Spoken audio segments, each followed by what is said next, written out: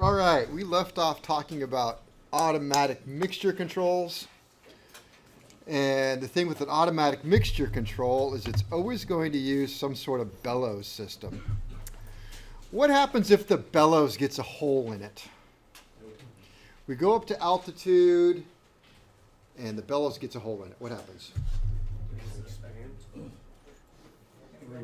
It what? It doesn't expand. Doesn't expand. So what happens to the carburetor? Does it go rich or lean?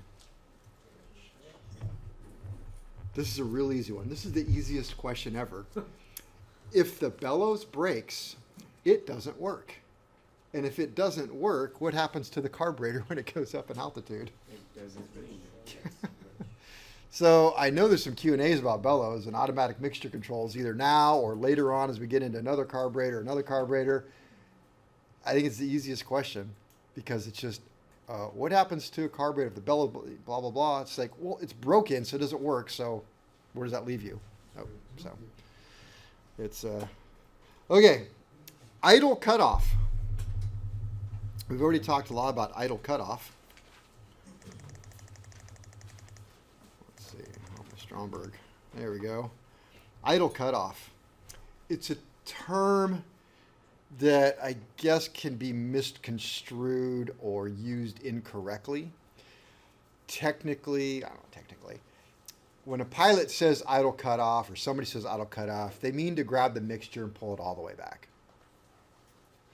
So it's the mixture. What color is the mixture? Red. You pull it all the way back. What should happen under most situations? It should die.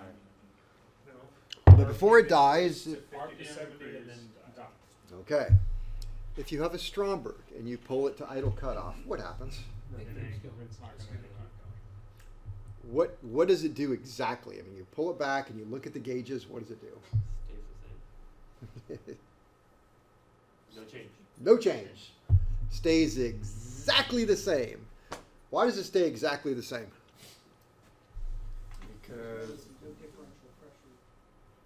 Because the back section the differential pressure, because the back suction is below the throttle. back suction is down here somewhere. So the back's the suction channel right here, which is, now you can see. Does it work? No. It doesn't work. There's no suction available. The suction channel is broken at idle. Not broken, it's just designed that way. So if you don't have back suction, you never have suction down here. You never drop the pressure down here. So the the manual mixture control doesn't work. Yes. So with the other carburetor, you've got the idle shutoff. You pull it out. Mhm. What is the proper way to shut off the engine that's running a Stromburg? Key. Just okay. Turn the key off. That's all you can do. Don't say turn off the fuel because you'll be there a long time.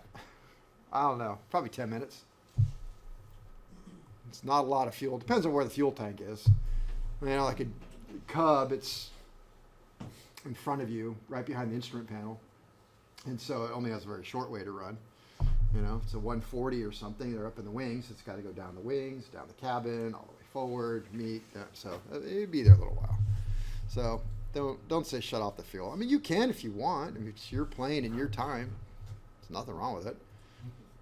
Throttle it up a little bit. What's that? Throttle it up a little bit to reduce the time. Sure, yeah, there you go. Wide open throttle. Yeah. What are you doing? In fact, shut it off when you're on final. Yeah. And by the time you land and taxi a little bit, it'll be fine. I'll play some dead stick. Okay, so we clear on that one? So why doesn't the idle cutoff work on a Stromburg?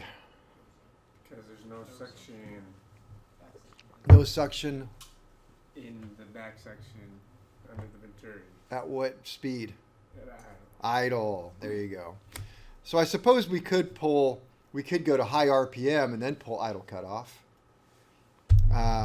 The problem with it is at that though, as you start, so if I have it wide open throttle and I pull it all the way to idle cutoff, which is not something I think I do very often, as the engine starts to die, what happens to the suction? Start losing it. And so this fills back up full of, so you may just get into a situation where it's doing something weird. I don't know, it's not something I think I've ever done. So I have pulled the mixture many times here in class and then add throttle. You usually get a loud backfire and then it dies, which is not the best either, so I wouldn't recommend that one. Okay, yeah, that'll cut off. But the Stromburg, what happens when I pull the Stromburg carburetor back to idle cutoff? I'm sorry. Schebler. Thank you. I'm just going to keep doing it, so just get used to it. It doesn't work. Doesn't, yeah. Thank you. Neither does our teacher. Did I have a decent drawing there? That's the one where there's like a valve on the other side of the metering jet. Let me see. Picture. Schebler.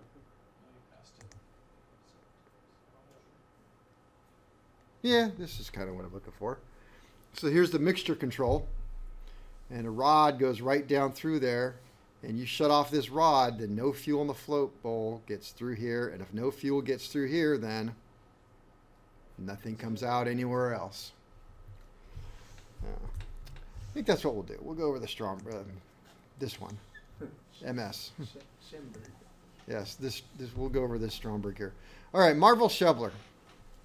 Since we went over the Stromburg in pretty great detail, looking at all the drawings and stuff, we'll do this one. Oh, probably the first thing I should mention as I look, well, we'll just kind of get acquainted with this. So, this is a nice new looking one. Got some lock tabs on there. That's how that works. This over here is the accelerator pump. When you go full throttle with this, which would be this way, it's going to push that down. There's a plunger, and it's going to and this will open up, and there's an extra jet. It sprays right up in the air. This back here is the mixture control, which will be where you'll find your idle cutoff. But let me draw your attention to this area right here. There is an airworthiness directive on Marvel Schebler carburetor throttle attaches.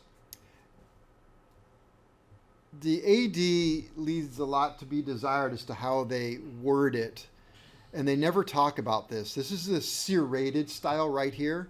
So how this is held on is you obviously take the cotter pin off, take the nut off, and then this would slide off of a shaft.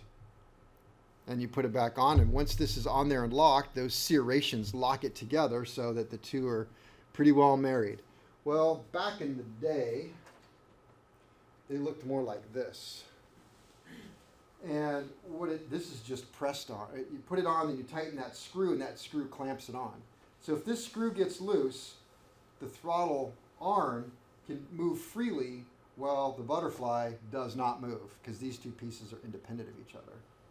So there's an airworthiness directive that talks about a very specific way that this should be safety. We already talked about the spot face and milled flat. Like this particular one is spot faced. It went down like that. It is not milled flat. And so this has to be safety wired in a certain way. So when I ask you about ADs, is yours in compliance?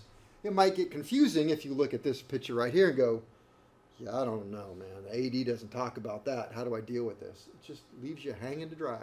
So if it looks like that, then the AD is complied with by an alternate means, so to speak. And so it's not applicable because it doesn't have this type of throttle shaft. All right, you can see some... That's a revision that the manufacturer... Yep. It started a long time ago. You can see some holes right back here. That hole right there has got the little needle sticking out. So this would be the idle mixture. So we have a primary hole, a secondary hole, and a lot of times there's a third hole down there, which we shall talk about.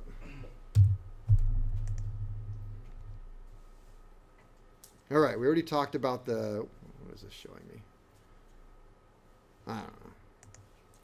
Fuel comes in back through a strainer. How often should we check that strainer? Minimum. Don't say annual. Don't say at overhaul. How often do we overhaul carburetors? When the engine's done, pretty much. And how often do you overhaul an engine? Well, by the manufacturer, it's somewhere around the 2,000 hour mark, every 12 years. 100 hours, yeah, that's not. So, yeah, I think I'll just run it 2,000 hours and then check it. maybe 12 years. It'll be fine. So I'd say at least every annual or every 100-hour inspection, I would do it, or whenever the manual says. That spot right there is for a carburetor air temperature bulb. Okay. Needle and seat are upside down in this one. So fuel comes in this way, it goes down, and when the float goes up, it pushes the needle up rather than being on a fulcrum, pushes the needle up into the seat, cutting off the fuel. When it drops down, lets fuel go. We talked about that. It has to go down then. Is there not a picture? There we go. It's a better picture, number 2. Goes down through the manual mixture control, which is a valve. There's no air, there's no back suction, there's no anything. It's a valve. It just rotates and shuts it off. And remember, this is an important point. If I ask you on a Marvel Schebler carburetor, I just finished overhauling it, or I just got it back from the overhaul shop, and we mounted it up on the engine, we went out, we ran it, we pulled the mixture control back to idle cutoff, what should happen? Slight increase in RPM. And then die. But I pull it back and nothing happens. It just keeps running and running and running and running. What's wrong with the carburetor? Mixture control. The mixture control valve isn't properly seated. Mixture control valve missed the hole. Got off the side. So you can turn it all day long. Unless it's in here, it's not going to work. Because this is a very flexible cable. Speedometer cable, really. All right, so it goes on down through here. It's going to go into the main metering jet. Main metering jet is a part of the discharge nozzle. When you unscrew the discharge nozzle, boom, main metering jet's at the very end. It's an oral question I like to ask. Well, where's the main metering jet? And most people just take the carburetor and they start staring down in it. There? No, it's attached to the main metering jet. All right, this has a 2-piece it has a primary and a secondary venturi, a small one and a big one. And there was an airworthiness directive where this middle piece was coming loose and getting adjusted in the engine, and the engine would die, and so would people. So there's now an AD, they want a 1-piece venturi. You're allowed to keep the 2-piece venturi if you wanted, because they ran so bad with the new venturis in it that people elected to not put the 1-piece in, which is crazy to me. I mean, they look exactly identical. It's like, but they just, something about it didn't work well. They tried different nozzles and stuff, the pepper box nozzle, and I even had one person come in here one time. It's like, look, I've got a brand new single-piece venturi. I will give you, if you let me go through your carburetors and just find some of the old 2-piece ones, I will gladly swap them out. Guy knew his carburetors. I'm like, I don't care what you want, because it just didn't like them. All right, so fuel goes up that way. Let me see. What draws the fuel out of the main discharge nozzle? Suction from what? Venturi. Not the pistons. Indirectly. The pistons suck back, which cause air to go up through the carburetor. That air going through the carburetor would not create a low pressure if it wasn't for the venturi, which creates a low pressure, which causes a low pressure here. We have a little bit higher pressure over here, which is called, the difference between the air pressure here and the air pressure here is called? Fuel metering force. All right. Well, fuel metering force pulls the fuel out of that, and off we go.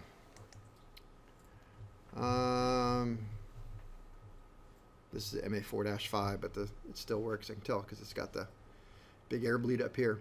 All right, this is how, this is the MA4-5, the big carburetor, but the operation is still the same with a plunger. Plungers will need 2 check valves. You always got to have 2 check valves. Otherwise, when you pull up the plunger, it would just suck air from the discharge nozzle and out and fill this full of air, which would not work. So you have to have a check ball over here, and you have a check ball down here. Otherwise, when you push down on it, the fuel will just go this way. So fuel finds a way through, goes in, fills this up. This is at low RPM, idle position. It's up. As you jam on the throttle, this leather cup will push down, push the fuel out this channel, up, past the check valve, and spray up in your face. So yeah, look over it, open it. You're going to get a thing full of eye. There's a lot going on here. Number one, we have a spring, and it's allowed, you can see, maybe on the picture, how this plunger goes inside of that. So I believe the purpose of that is, without that, you would not be able to accelerate any faster than you could push fuel out of this little cup, which would not be a good thing.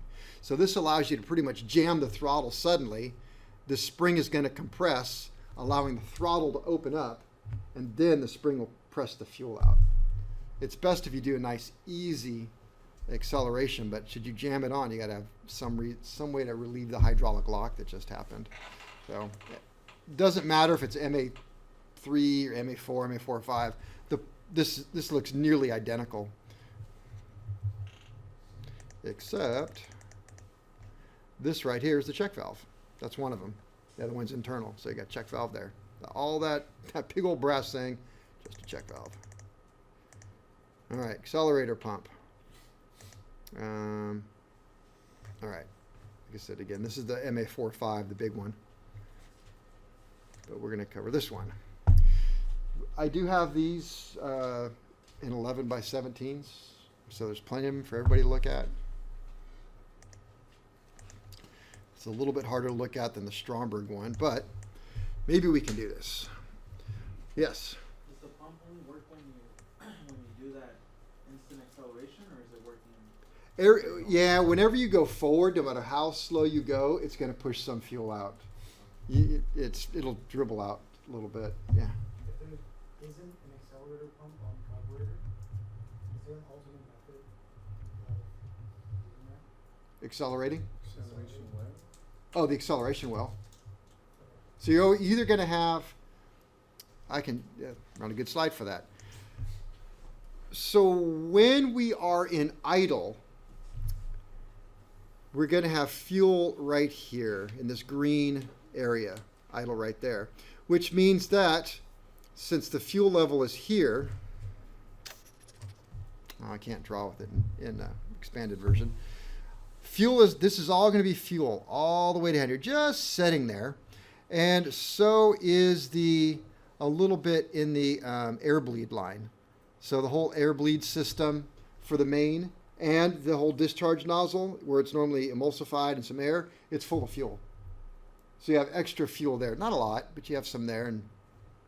And the space, actually think about the space around. So all this around here is also going to be full of fuel. So there's quite a bit of space in there. So there's a well.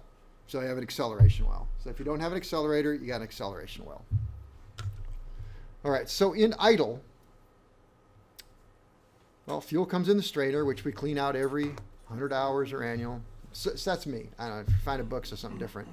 Comes through the needle valve, into the float chamber, fills the float chamber till it's full. Floats go up, stop the flow of fuel. Fuel goes down through the manual mixture control rod, assuming that it's open. It's going to go up through the main metering jet into, now this has got two sets of threads. I can see them real well here. There's like a set here and a set down here. So there's a space in between. So that space in between the threads allows the fuel to come up here and enter the idle tube. So you can see that idle tube is going to go up. There's an idle jet right there, which when you split the carburetors, you can see it. Goes up there through this idle tube here. And this has 1, 2, 3 discharge nozzles.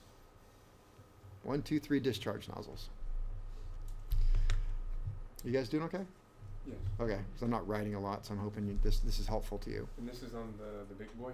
No, MA4 SPA, MA4 PA, This is Schebler? Marvel Schebler, Okay, I think. MA3s, yeah. MA3, MA4 SPA, not the 4-5. All right, so when the throttle valve is closed, it's going to close right about even with this second hole, this middle hole. There's 1, 2, 3. It's hard to see that one, but it isn't because it's got the mixture in it, so it should be actually the easiest. All right, so 1, 2, 3. So throttle valve is going to close, and this one's represents it right there where it's closed, just a little bit above that secondary. See it? Mm-hmm. Okay, let's just say it's like that. We'll just say. So what that means is that idle, This throttle plate is closed. There's a huge amount of suction on this side of it, which I would call the top side. Or the bottom side. Yeah. So, all right, huge amount of suction. That Venturi's not working. Huge amount of suction. Oops, is going to suck fuel out of here, up and out of that primary nozzle. All right. Meanwhile, since the secondary and tertiary, or number 2 and number 3, are below this throttle plate, all of this pressure down here is close to ambient. Yeah, sure, air is coming up through there, and maybe it's a little tiny bit less, but it's mostly ambient pressure down here. And so if this is ambient pressure, and this right here is being sucked up through here, what kind of pressure is this dark green? Low pressure. Low pressure, some sort of vacuum, anything, I would say anything less than ambience we'll call vacuum. So this is low pressure, and this over here is what pressure? Ambient, so that's higher pressure. So that means you have an unequal pressure, so which way is the air going to flow?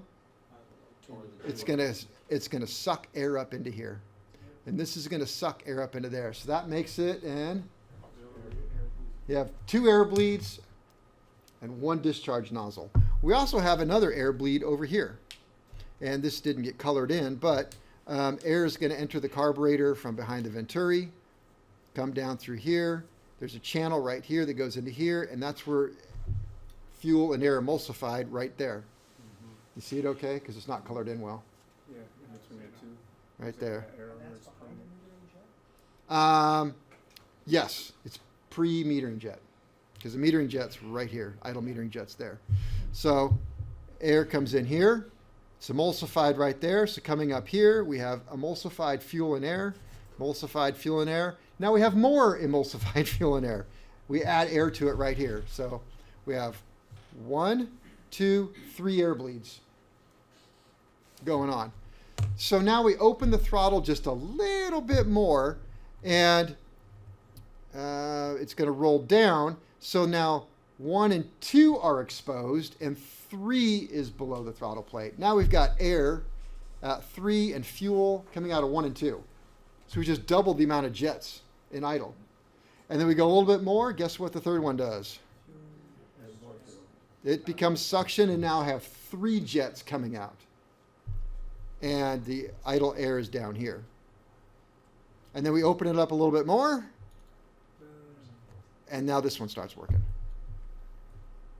The main venturi. So that's how the idle works. Got it? So anything below the throttle plate is an air bleed. It will soon become a jet. Air comes from behind the venturi, down through the vent channel, through this little uncolored thing there. Maybe it's supposed to be white, I don't know. Into here where it's mixed up. Where did the fuel come from originally? Fuel came out of the float bowl, through the metering valve, up through the main metering jet, in between the 2 threads, up and out. We give it a fast acceleration. This little tube right here. There's your jet. It's going to spray in the face. There's your discharge nozzle for the accelerator pump. Sprays out. Throttle opens up. Air starts flowing through here. With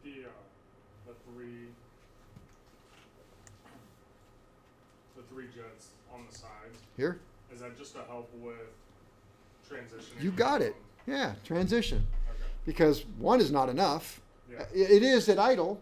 3 would be too much. We open a little bit. We need 2. A little more. We need 3. So yeah, it's just to transition, help to transition.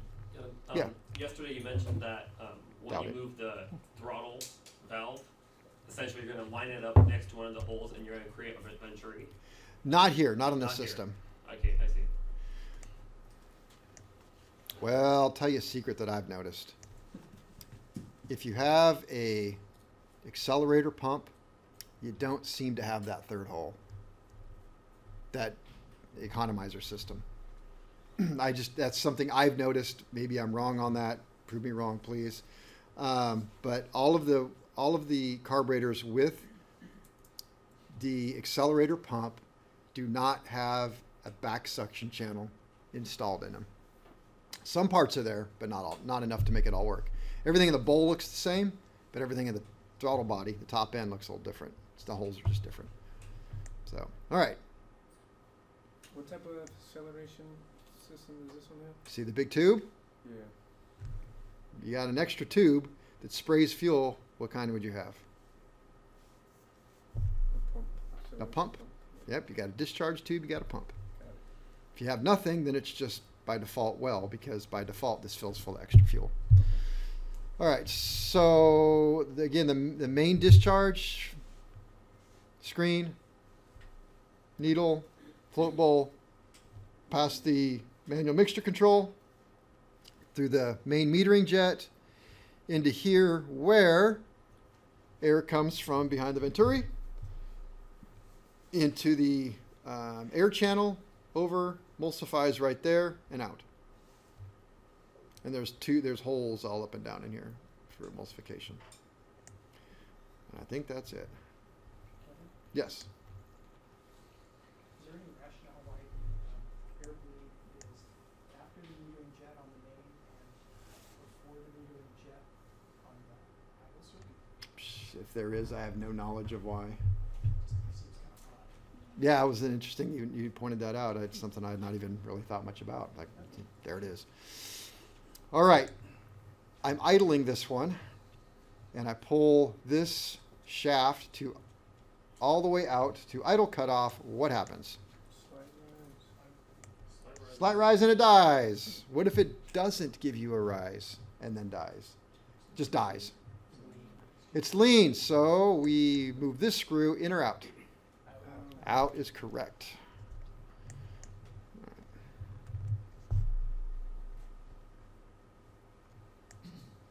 Oh, since I'm here. I haven't talked about the bowl drain plug. Maybe it's a good thing to point out. These carburetors all have a drain at the lowest point. It is a good idea to regularly pull your bowl drains because water collects at the lowest point, and you could conceivably get water in the low point and it'll start corroding over time. I've pulled them off, taken carburetors apart, and there's like a ring of corrosion where the water was sitting. So it's a really good idea to do that occasionally, every annual or every other annual or something. Let's see here. What do we got here? We've got Economizer channel, Economizer hole and atmospheric bowl vent, back suction economizer. So we did talk about this one, I think, yesterday as far as the back suction economizer goes. And so you can see right here we have the economizer hole right there. And this one they're calling the atmospheric bowl vent. I don't know why they're doing that. Okay, I got it. So right here we've got, this channel right here is drilled into behind the venturi, so it's a vent, so it's atmospheric pressure. And we have atmospheric pressure comes up and goes on top of the float bowl. Does that sound familiar with Stromburg? And we also have a channel that goes to suction.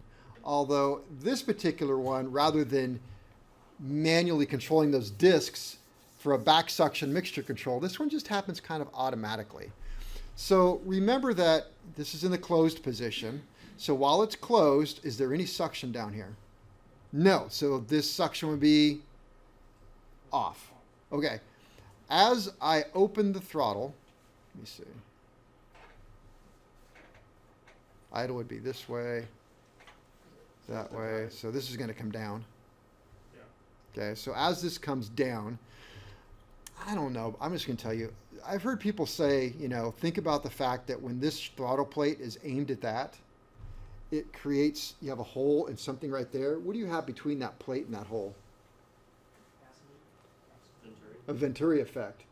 So that would create quite a low pressure that would enact on this.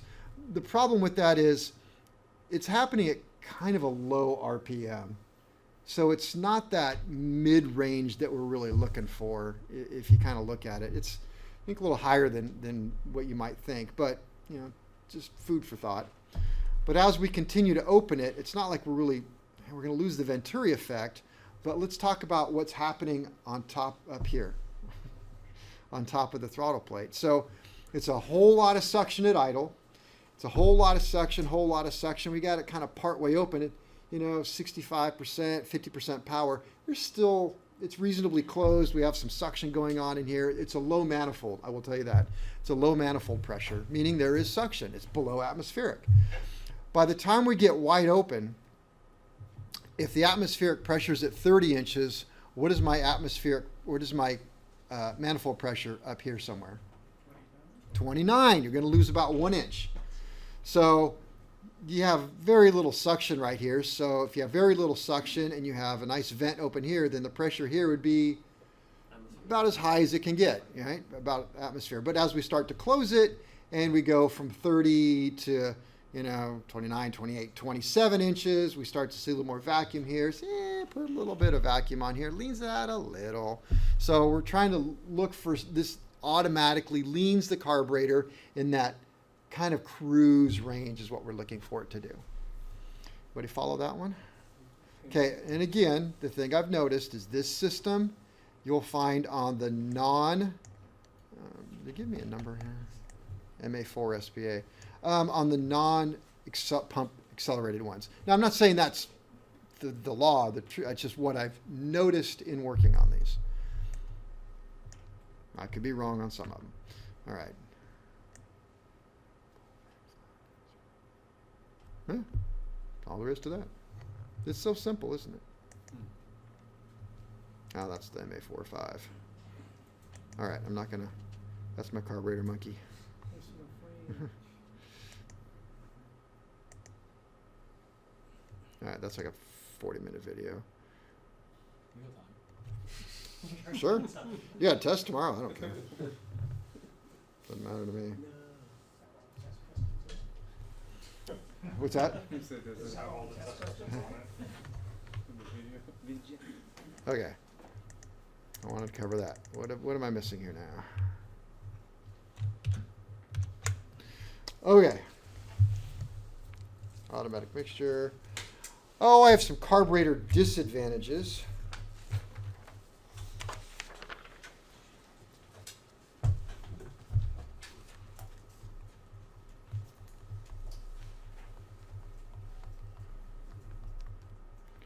Why would you not want a carburetor?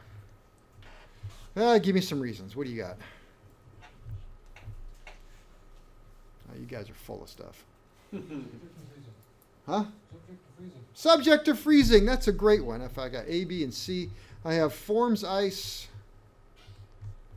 Forms ice. I have easily, but I don't know about that. I've only had a carburetor ice up on me once in my life. So they form ice. Refrigeration ice. You have to remember we talked about the latent heat of vaporization, where in order for fuel to evaporate, it has to absorb some heat, and that heat comes from the surrounding metal. So it's real easy for that metal to freeze, even up to 100 degrees outside, according to some books. I showed you a little plug. I said, "Oh, carburetor air temp bulb goes in there." Well, with my new instrumentation, I now have a carburetor air temp, and it's got a big big yellow area where ice is likely to form. And then it has nothing and nothing. There's no green. It just goes blank, yellow, blank. And it's funny listening to some people, forums and stuff talk about, oh my God, I was right. I was in the yellow zone and didn't even notice. I never use carb heat when I'm flying along. And I haven't ever needed it. I pull carb heat. Ice is most likely to form at idle. Let me see, ice. Ice can form even in hot weather. Oh, let's finish this one. What are my other disadvantages? Can't go upside down. I love that one. That's my number one here. They don't work upside down. And they have a slow throttle response. I don't know how true that is. They will take a throttle about as fast as you want to push it with that prop up there. All right, so ice can form. Ice can form even in hot weather. Hot weather. As fuel vaporizes, temperature drops. As fuel vaporizes, the temp drops. Let's see, when the temp drops below 32 degrees, moisture in the air can freeze into the venturi and throttle plate. Well, it can do it at a lot of temperatures, so I'm just going to skip over that one and say can happen. Can happen, we'll say at temps from 32 degrees all the way up to 100 degrees Fahrenheit. Once you get into freezing, it's already ice in the air, so now you just get ice sticking on your air box. I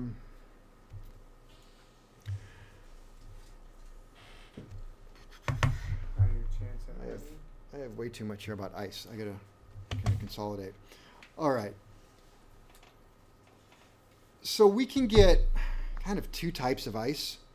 We can get impact ice or throttle ice. Impact ice is ice already, snow, freezing rain, already in the atmosphere. And what happens is it impacts the air cleaner and starts to build up on the air cleaner. There's nothing you can do about that. It's just going to build up on there and block the air cleaner. Well, fortunately, all carbureted engines have a carburetor heater. And it's just a box with a flapper valve. I think Larry really gets into this more. There's a little flapper valve. So in one area, it allows this way, air to come in the air cleaner, hits the flapper valve, and goes up into the carburetor.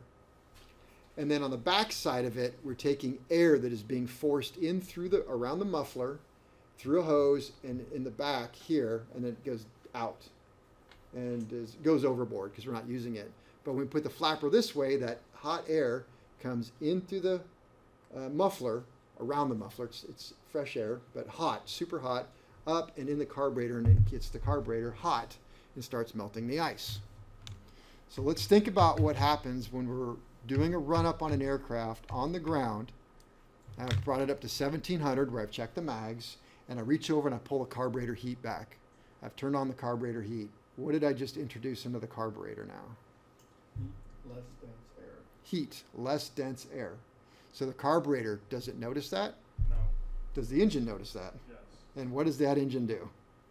So we're going to run rich, lean, or same? Rich. It's going to run rich. Will I notice that on my RPM? Yes. I'm going to see a drop in RPM by a couple hundred RPM, maybe 200 RPM. So I'm going to see a drop in RPM. That tells me the carburetor heat works. I push it back forward and I get my 200 RPM back. Now let's say we're sitting out here, and today would probably be a good day for this. It's cold out, it's very wet outside, and idling the aircraft, kind of idling down, getting ready to take off. So you have low power settings where it's very likely to happen. And you've set your idle, or, with me, it happened to be one time. I was just tuning the radios, doing some stuff, and started running a little bit rough, and you saw the idle, at 650, 550, running a little bit rough. What's happening? Yeah, I'm icing up. So, that's, I knew what it was. That's really interesting. First time in my life, I'm icing. Really cool. So what do? Reach over, pull on the carb heat. What should the engine do? Nothing for a short time. It's going to run like crap. It's going to get real bad. Because what did you just introduce? More heat to a carburetor that has ice. Now it's really unhappy. I got ice and heat. Really, Kevin? So now what's going to happen is that ice is going to start melting. So now we got heat, ice, and water. So it's going to get worse. And it gets worse, and then suddenly it gets a little better. What is that? Water and ice are gone. But the heat's still on. Push the carb heat in. Now it's all better. So with carb heat, it's going to get worse before it gets better. Like I said, a lot of pilots will fly with carburetor heat on if they have one of those temperature gauges, or if they're really worried about it. So I'll just turn it on. I don't. I just watch the manifold pressure. And when I went back to Boston, man, I threw through the stuff, man. It was like, wow. I could see it snowing below me. I mean, there are breaks in the cloud. You didn't see the snow falling. But I was above it, and it was really cold. And I thought, wow, if I'm ever going to get ice, this is it. And I was terrified, actually. If you get, I was worried, I'm going to get ice on the airplane. So I didn't get ice in the carburetor. It was fine. But if it did, just pull the carb heat on. Some people also say to run a little bit of carb heat in my airplane because it mixes the fuel better.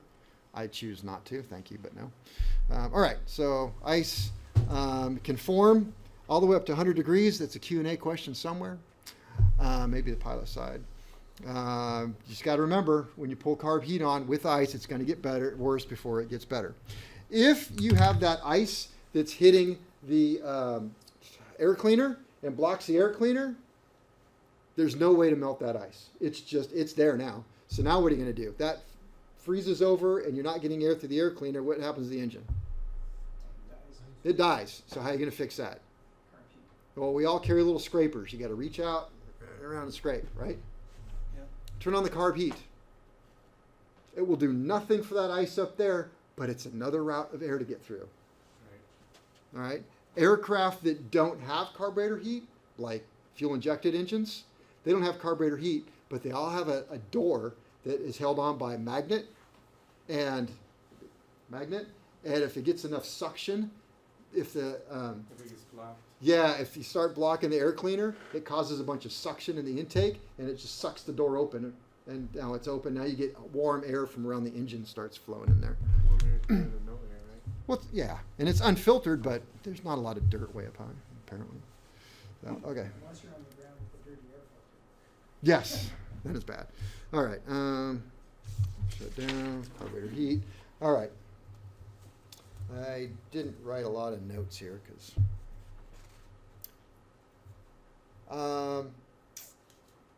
One time I was flying my little 150 and had my daughter Mari with. Mari's not real big anyway. She's a small girl. And so she was very young though, so she was really small. It was one of her first trips in the airplane. And it was funny. We took off. I guess it must have been another flight. The funny part was we took off and we go, "Do you want to fly?" She goes, "Yeah." Of course, she's sitting in her booster seat and all. She grabs the yoke, and it's kind of far from her, so the first thing she had to pull it close to her. So we go, right on like, whoa! So I pushed it forward real quick, and now we felt negative G's. She starts floating out of her seat. She like climbed right up. It was like, hang on, get on. What do I do, Dad? Yeah, but now, maybe it was the same day or something. We took off from Lodi, and it's not where I keep my airplane, but another airport. It's kind of unforgiving because, once you take off, it's just great vineyards. And so you're kind of, a little nervous, great vineyards. Yeah, what do I do if the engine quit? And all of a sudden, wham! I mean, I just lost 200 RPM that fast. The little poo came out, and I'm like, what the hell? Freaked me out. So, I just, okay, it's still running. So I gained, plenty of altitude until I was, 1,500 feet or so. And I thought, oh, I don't think it's ice because it just happened that fast. I mean, like somebody flipped the switch and I lost 200 RPM. That kind of sounds like it could be a mag. So once I'm up at safe altitude, I grab the carb heat and I pull back and nothing happened. And I push forward and nothing happened. So at that point, I didn't mess with the mags because honestly, if it's like, if I've got one mag quit, I don't want to shut off both of them and back on because it goes bang really loud when you lose. If you turn off an engine that's windmilling and go back on, it'll explode in the carburetor because raw fuel gets in the carburetor into the exhaust. But anyway, so assessed the situation, felt that I think that something happened with my carb heat box. Flew it to the airport, landed, decaled, and what had happened is the arm that controls the flapper box was a 1/4 inch hole, and it was put in with a 3/16 bolt.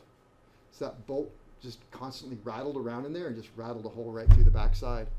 So when I pushed on the suction just pulled it right off that and flapped it into hot air. It's kind of a hot day too. I wasn't happy about that. So, but yeah, 200 RPM instantly. Boom. Kevin, Boom. Yes. you mentioned that ice forms the most on a lean mixture. No, on idle. On idle. At idle. Can you explain why? Maybe I don't know, for whatever reason. Science. Cooking.